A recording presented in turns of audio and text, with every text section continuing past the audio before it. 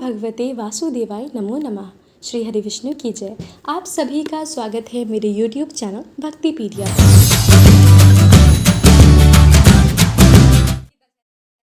आज के इस वीडियो में आप रसपान करने वाले हैं जितिया व्रत की पौराणिक कथाओं का। तो आइए श्रवण करते हैं। हिंदू धर्म में जितिया व्रत का विशेष महत्व है। इस दिन महिलाएं संतान प्राप्ति और उनकी मंगल कामना के लिए जीवित पुत्र का व्रत रखती हैं। मान्यता के अनुसार जितिया का व्रत 3 दिन तक चलता है। जितिया व्रत की शुरुआत सप्तमी तिथि से होती है और इसका समापन पारण के साथ नवमी तिथि के दिन किया जाता है।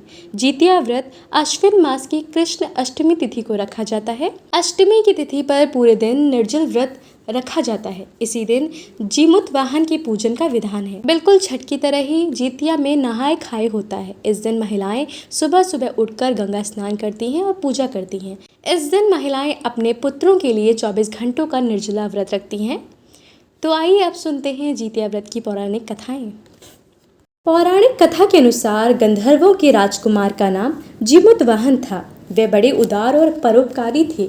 जीमूत वाहन के पिता ने वृद्धावस्था में ही वानप्रस्थ आश्रम में जाते समय इनको राज्य सिंहासन पर बैठाया, किंतु इनका मन राजपाट में नहीं लगता था।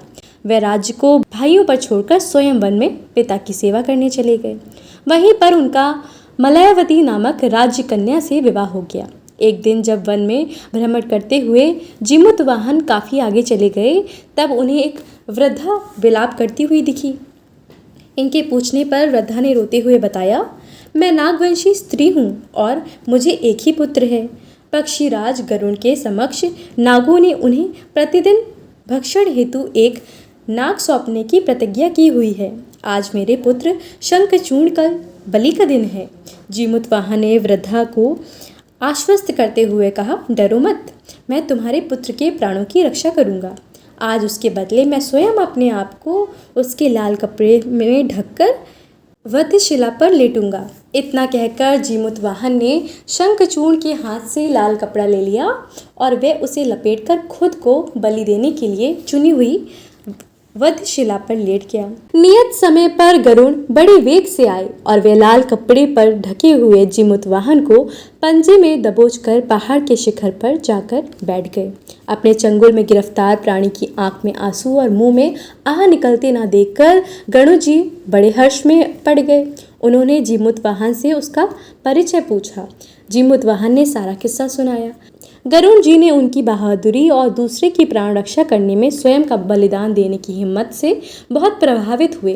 प्रसन्न होकर गरुड़ जी ने उनको जीवन दान दे दिया और नागों की बलि न लेने का वरदान भी दे दिया। इसी प्रकार जीमूत वाहन के अदम्य साहस से नाग जाति की रक्षा हुई और तब से पुत्र की सुरक्षा हेतु जीमूत वाहन की पूजा की प्रथा शुरू हो गई।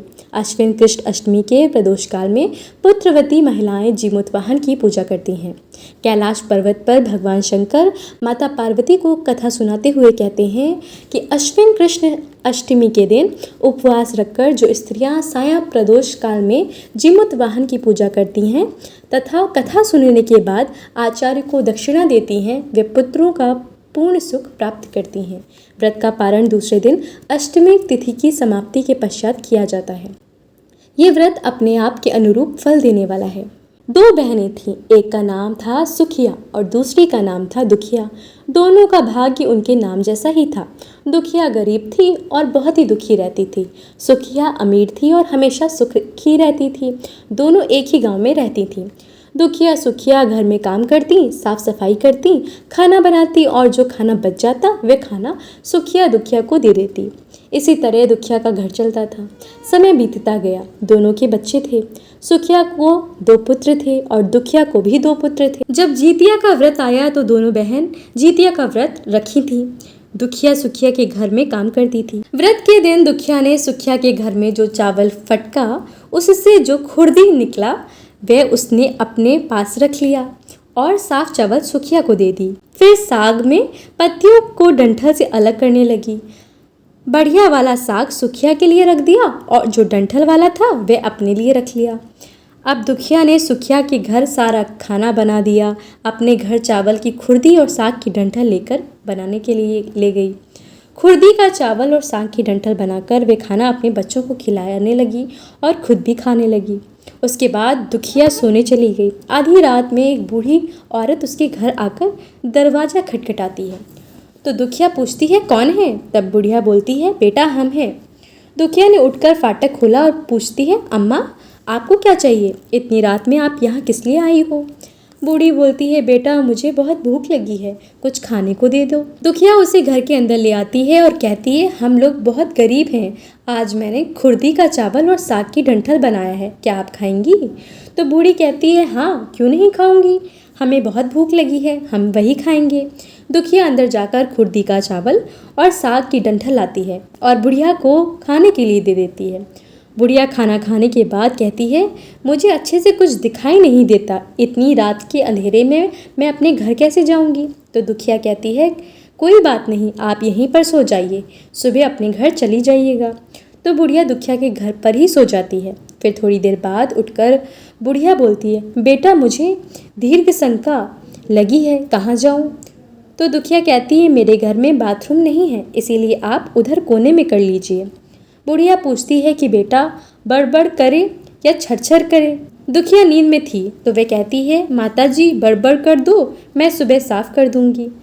फिर थोड़ी देर बाद बुढ़िया पूछती है, बेटा मैं अपने हाथ कहाँ साफ करूं? तो दुखिया कहती है, आप मेरे सर पर अपने हाथ साफ कर लीजिए। जब सुबह होती है तो दुखिया को ये सब सपने के जैसे लगता है। सोते समय मुझे कोई सपना आया होगा। वह ज़्यादा कुछ नहीं सोचती और नदी में नहाने के लिए चली जाती है। जब वह नदी में नहाती है और अपने बाल धोती है, उसके बालों से होते हुए जो पानी बहता है वह सोने का पानी होने लगता है। आसपास की सभी महिलाएं ये देखकर चकित हो जाती हैं और कहती हैं कि तुम्हारे बालों में से तो सोने का पानी गिर रहा है, क्या बात है? फिर उसे रात की सारी बात याद आती है। वह दौड़कर अपने घर की ओर भागती है, ये सोचकर कि उसका घर दीर्घ शंका से गंदा हुआ होगा, पहले उसको साफ करना होगा। जब वह अपने घर में आती है तो देखती है कि घर के हर कोने में ढेर सारा सोना बिखरा पड़ा है। ये सब देखकर दुखिया बहुत खुश हो जाती है और सोचती है कि जीतमान बाबा जिमुत वाहन की कृपा से ये सब जो माता का रूप धारण करके मेरे घर आए हैं, मुझे इतना आशीर्वाद दिया है। अब दुखिया अमीर हो जाती है और सुखिया के घर जाकर काम करना बंद कर देती है। दुखिया जब अपना व्रत पूरा करती है तो अपने पुत्र से कहती है, जाओ मौसी के घर से तराजू लेकर आओ, ये नापने के लिए कि ये सोना कितना है। बच्चा बहुत खुशी से सुखिया मौसी के घर जाता है और तराजू मांगता है। तो सुखिया पूछती है, तराजू का क्या नापना है? तो बच्चा बोलता है, मेरे घर में बहुत सारा सोना है, उसी को मम्मी नापेंगी। सुखिया कहती है, खाने के लिए तुम्हारे पास कुछ भी नहीं है और सोना नापोगे, मुझसे झूठ कहती हो? तो बच्चा कहता है, नहीं मैं झूठ नहीं बोल रहा। सुखिया सोचती है, जब तराजू मांगा है तो कुछ न कुछ तो ज़रूर नापना होगा, इसीलिए वह तराजू के पीछे गोंद लगा देती है कि जो भी नापेगा वह थोड़ा सा चिपक जाएगा। सुखिया जब तराजू पर सोना नापती है तो कुछ सोना का टुकड़ा उस बूंद में चिपक जाता है।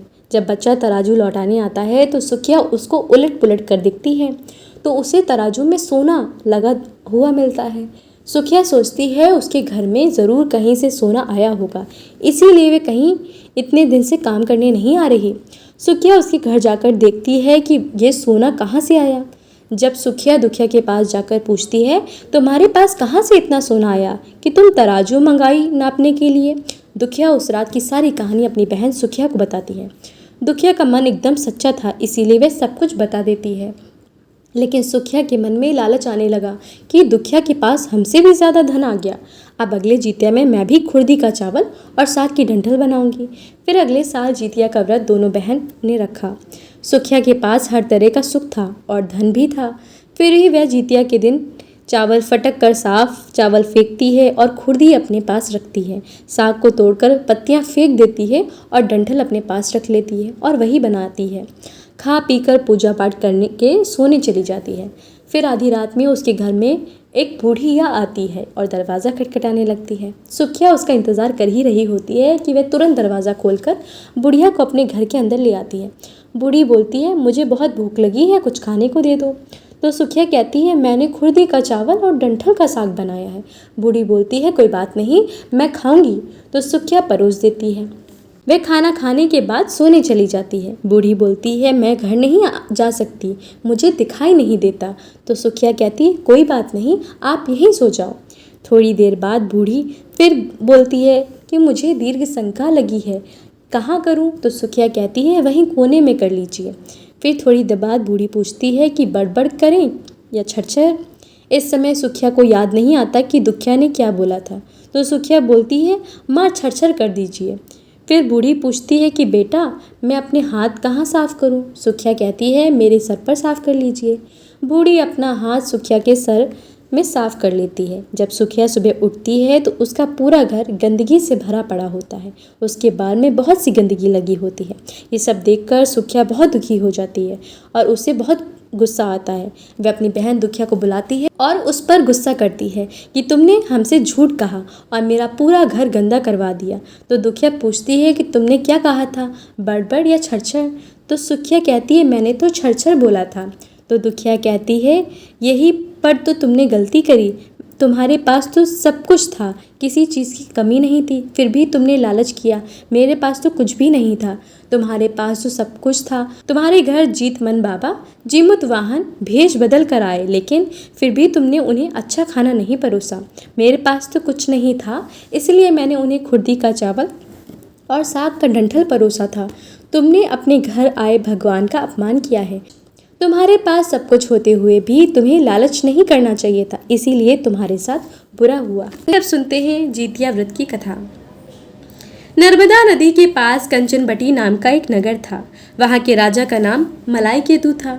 उसी नर्मदा नदी के पश्चिम और बालूहटा नाम की मरुभूमि थी, जिसमें एक विशाल पेड़ पर चील रहती थी और उसी पेड़ के नीचे एक सियारिन रहती थी।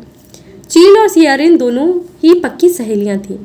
कुछ महिलाओं को जीतिया व्रत करते देख चील और सियारिन ने भी ये व्रत करने का संकल्प लिया और दोनों ही भगवान श्री जीमुत वाहन की पूजा और व्रत करने का प्रण ले लिया। जिस दिन दोनों को व्रत रखना था, ठीक उसी दिन शहर के एक बड़े व्यापारी की मृत्यु हो गई। उनका दाह संस्कार वहीं मरुस्थल पर हुआ। मुर्दा देखकर सियारिन को भूख लगने लगी और वह खुद को रोक नहीं पाई, जिसके कारण उसका व्रत टूट गया। परंतु चील ने खुद पर संयम रखा और पूरी श्रद्धा और नियम से अपना व्रत पूरा किया और अगले दिन व्रत का पारण भी किया। उसके बाद अगले जन्म में दोनों सहेलियों ने पुत्री के रूप में एक ब्राह्मण परिवार में जन्म लिया। उनके पिता का नाम भास्कर था। चील बड़ी बहन और सियारिन छोटी बहन बनी। बड़ी बहन का नाम शीलावती रखा गया और उसकी शादी बुद्धिसेन के साथ हो गई। छोटी बहन का नाम कपूरवावती रखा गया और उसकी शादी उस शहर के राजा मलाई केतु से हुई और छोटी बहन कपूरावती कंचनवटी नगर की रानी बन गई। अब भगवान जीमुतवाहन के आशीर्वाद से बड़ी बहन शीलावती को 7 पुत्र हुए, लेकिन कपूरावती के बच्चे जन्म लेते ही खत्म हो जाते थे। कुछ सालों बाद शीलावती के 7 पुत्र बड़े हो गए और राजा के दरबार में काम करने लगे। उन्हें देखकर कपूरावती के मन में ईर्ष्या और जलन की भावना उत्पन्न होने लगी। इस ईर्ष्या की भावना से कपूरावती ने राजा से कहकर शीलावती के 7 बेटों के सर कटवा दिए। फिर उन 7 सिरों को एक साथ बर्तन में डालकर ढक दिया और शीलावती के पास भिजवा दिया। ये सब देख भगवान जीमुतवाहन ने मिट्टी की सहायता से 7 भाइयों के सर बनाए और सभी सिरों को धड़ से जोड़कर उन पर अमृत छिड़क दिया, जिसके कारण वे 7 भाई फिर से जिंदा हो गए और घर लौट आए। रानी ने जो कटे सर भिजाए थे वे सब फूल बन गए। कपूरावती समाचार पाने को बहुत व्याकुल थी, लेकिन जब उसे इस बात का पता चला तो वे अपनी बड़ी बहन के घर गई और वहां सब कुछ जिंदा देखकर आश्चर्य में पड़ गई और बेहोश हो गई। जब कपूरावती होश में आई तो उसने अपनी बड़ी बहन से ये सारी बात बताई और अपनी गलती का पछतावा किया। भगवान जीमुतवाहन की कृपा से बड़ी बहन को पूर्व जन्म की सारी याद आ गई और वे अपनी छोटी बहन को उसी पेड़ के नीचे लाकर पूर्व जन्म की सारी बातें सुनाई, जिसे सुनकर कपूरावती फिर बेहोश हो गई और मर गई। जब राजा तक इस बात की सूचना मिली तो उन्होंने उसी जगह पर पेड़ के नीचे कपूरावती का दाह संस्कार कर दिया। अब सुनते हैं जीतिया व्रत की कथा। 2 बहनें थीं जिनका नाम था चूलिया और सियारिया। चूलिया बहुत मेहनती थी और गरीब थी, मजदूरी करके अपने बच्चों को पालती थी, लेकिन सियारिया गलत आचरण वाली थी, जो हमेशा मौज मस्ती ऐश करती थी और चूलिया से जलती भी थी। हर वक्त सियारिया यही सोचती कि चूलिया इतना खुश कैसे रहती है। चूलिया की हंसी खुशी सियारिया से सहन नहीं हो पाती थी, जिसके कारण सियारिया चूलिया की संतानों को सताने के कई प्रयास कर चुकी थी और कई बार चूलिया के बच्चों को खत्म करने की कोशिश भी कर चुकी थी। किंतु चूलिया की तपस्या और व्रत के कारण उसके बच्चे हमेशा सुरक्षित बच जाया करते थे। एक दिन सियारिया चूलिया के सभी बच्चों को लेकर जंगल में लकड़ी चुनने के लिए लेकर गई। वहां जंगल में लकड़ी को चुनते चुनते बच्चे थक गए और थोड़ी देर के लिए सो गए। बच्चों को सोते देख सियारिया ने सभी बच्चों का सिर काट दिया और टोकरी में रखकर वापस घर आ गई और चूलिया को वह टोकरी भेंट में दे दी और कहा, दीदी मैं जंगल से आपके लिए नारियल लाई हूँ, बच्चों को खिला देना। चूलिया ने उस टोकरी को उठाकर देखा नहीं और किनारे रख दिया। अपने बच्चों की प्रतीक्षा करने लग गई। जब शाम से रात हो गई और बच्चे वापस नहीं आए तो वह बहुत परेशान हो गई। बड़े ही करुण स्वर से जोर जोर से रोने लग गई। करुणा भरी स्वर को शंकर पार्वती जी से रहा नहीं गया और उन्होंने महादेव से कहा कि हे प्रभु, कोई दुखियारी बहुत रो रही है, उसके रोने में बहुत दर्द छुपा है, मुझसे बर्दाश्त नहीं हो पा रहा, हमें चलकर देखना चाहिए कि कौन रो रहा है और क्यों रो रहा है। तब इस बात पर महादेव जी ने कहा कि ये मृत्यु लोक है, यहाँ पर ये सारी साधारण सी बात है। लेकिन पार्वती के हट कारण महादेव उनके सामने झुक गए और चूलिया के पास जाकर उसके रोने का कारण पूछने लगे। महादेव जी के पूछने पर चूलिया ने अपने रोने का कारण विस्तार से बता दिया। शंकर जी जब ध्यान लगाए तो उन्होंने चूलिया के बच्चों को जंगल में मृत पाया, जिसके बाद शंकर जी ने पार्वती जी से अनुरोध किया और बच्चों को पुनर्जीवित कर दिया। बच्चे नींद से उठकर मौसी को ढूंढ रहे थे, किंतु मौसी वहां नहीं थी। बच्चे डर कर घर आ गए और मौसी के सारे कार्य माँ को बताने लग गए। ये सब सुनकर चूलिया सियारिया के पास जाकर लड़ने लगी कि तुमने मेरे बच्चों को जंगल में क्यों अकेला छोड़ आई। दोनों बहनों में लड़ाई शुरू हो गई और ये लड़ाई 7 दिन 7 रात तक चलती रही, किंतु इस लड़ाई का कोई हल न निकला। जिसके बाद दोनों ने उस जंगल में एक तपस्वी को घटना सुनाई। घटना को सुनने के बाद तपस्वी ने दोनों को आदेश दिया कि तुम दोनों जाकर पास के खेल रहे बच्चों को बाल से पकड़कर घसीटते हुए मेरे पास लेकर आ जाओ, उसके बाद मैं निर्णय करूंगा। चूलिया बच्चों की माँ थी, उससे बच्चों की पीड़ा देखी ना जा सकी। उसने महात्मा के वचनों का पालन नहीं किया, लेकिन सियारिया दौड़ती हुई गई और खेलते हुए बच्चों के बाल से पकड़कर खींच कर ले आई।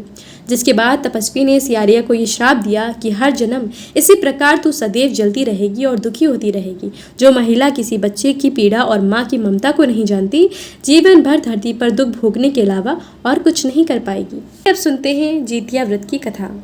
पौराणिक कथा के अनुसार एक बार एक गरुड़ और एक मादा लोमड़ी नर्मदा तट के पास एक हिमालय के जंगल में रहते थे। दोनों ने कुछ महिलाओं को पूजन करते और उपवास करते देखा और खुद भी इसे देखने की कामना की। उनके उपवास के दौरान लोमड़ी भूख के कारण बेहोश हो गई और चुपके से भोजन कर लिया। दूसरी ओर चील ने पूरे समर्पण के साथ व्रत का पालन किया और उसे पूरा किया। परिणाम स्वरूप लोमड़ी से पैदा हुए सभी बच्चे जन्म के कुछ ही बाद खत्म हो गए और चील की सभी संतानें लंबी आयु के लिए धन्य हो गईं। इस कथा के अनुसार जीमूतवाहन गंधर्व के बुद्धिमान राजा थे। जीमूतवाहन शासक बनने से संतुष्ट नहीं थे और परिणाम स्वरूप उन्होंने अपने भाइयों को अपने राज्य की सभी जिम्मेदारियां दी और अपने पिता की सेवा के लिए जंगल चले गए। एक दिन जंगल में भटकते हुए उन्होंने एक बुढ़िया विलाप करती हुई मिलती है। उन्होंने बुढ़िया से रोने का कारण पूछा। इस पर उसने उसे बताया कि वह सांप के परिवार से है, यानी नागवंशी है और उसका एक ही बेटा है। एक शपथ के रूप में हर दिन एक सांप पक्षीराज गरुड़ को चढ़ाया जाता है और उस दिन उसके बेटे का नंबर था। उसकी समस्या सुनने के बाद जीमूतवाहन ने उन्हें आश्वासन दिया कि वे उनके बेटे को जीवित वापस लेकर आएंगे। तब वे खुद गरुड़ का चारा बनने का विचार कर चट्टान पर लेट जाते हैं। तब गरुड़ आता है और अपनी अंगुलियों से लाल कपड़े से ढके हुए जीमूतवाहन को पकड़कर चट्टान पर चढ़ जाता है। उसे हैरानी होती है कि जिसे उसने पकड़ा है वह कोई प्रतिक्रिया क्यों नहीं दे रहा। तब वह जीमूतवाहन से उनके बारे में पूछता है। तब गरुड़ जीमूतवाहन की वीरता और परोपकार से प्रसन्न होकर सांपों से कोई और बलिदान नहीं लेने का वादा करते हैं। मान्यता है तभी से संतान की लंबी उम्र और कल्याण के लिए जितिया व्रत मनाया जाने लगा। अब सुनते हैं जितिया व्रत की कथा। जितिया व्रत की कथा महाभारत काल की घटना से जुड़ी है। कथाओं के अनुसार महाभारत युद्ध में अपने पिता गुरु द्रोणाचार्य की मृत्यु का बदला लेने के लिए भावना से अश्वत्थामा पांडवों के शिविर में घुस गया। शिविर के अंदर 5 लोग को सोया पाया। अश्वत्थामा ने उन्हें पांडव समझकर मार दिया, परंतु वे द्रौपदी की 5 संतानें मारी गईं। उसके उपरांत अर्जुन ने अश्वत्थामा को बंदी बनाकर उसकी दिव्य मणि उसके माथे से निकाल ली। अश्वत्थामा ने फिर से बदला लेने के लिए अभिमन्यु की पत्नी उत्तरा के गर्भ में पल रहे बच्चों को मारने का प्रयास किया। उसने ब्रह्मास्त्र से उत्तरा के गर्भ को नष्ट कर दिया। तब भगवान श्री कृष्ण ने उत्तरा की अजन्मी संतान को फिर से जीवित कर दिया। गर्भ में मरने के बाद जीवित होने के कारण उस बच्चे को जीवित पुत्रिका के नाम से भी जाना जाता है। तब से उस समय से ही संतान की लंबी उम्र के लिए जितिया का व्रत रखा जाने लगा। अगर आपको ये कथाएं पसंद आई हैं तो मेरे वीडियो को लाइक ज़रूर कीजिएगा। अगर आप मेरे चैनल पर पहली बार आए हैं तो चैनल को भी सब्सक्राइब कीजिएगा। जितिया व्रत की हार्दिक शुभकामनाएं।